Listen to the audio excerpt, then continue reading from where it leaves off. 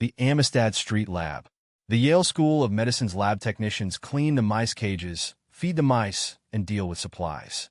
They make sure the animals are clean and not sick or dehydrated, and they euthanize animals when necessary. On top of that, they're saddled with the task of making sure that the professors and graduate students who perform research in the lab follow the rules.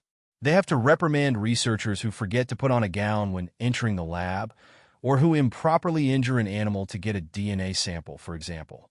The academics working on prestigious research projects and the workers cleaning up after them often see themselves as occupying very different worlds. New Haven's press and citizens have said that researchers and lab techs at Yale typically aren't very friendly with each other. In the days following the murder, one source derisively referred to the suspected Clark as more or less a janitor. Another researcher haughtily declared that researchers and animal staff are as distinct and separate as students and janitors.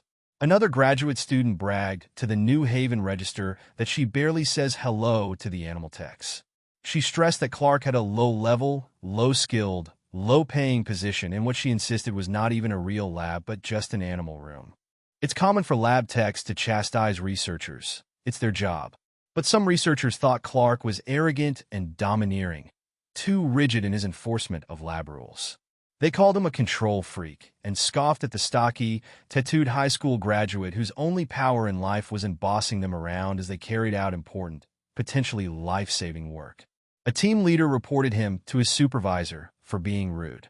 Clark seems to have had a drama-filled relationship with his girlfriend, Jennifer Hrmadka, and other lab workers. At the time of the killing, Hrmadka and Clark, recently engaged, were living in the Wharfside Commons apartments on Ferry Street in Middletown, Connecticut, about 30 miles from the Yale lab where they both worked. In 2008, Hrmadka posted a lengthy defense of her boyfriend on her blog, denying accusations that he was cheating on her with other lab employees. She used this public forum to call him gullible and say he was a poor judge of character, but she insisted he was true to her. Annie didn't tell friends about any interpersonal conflicts at the lab.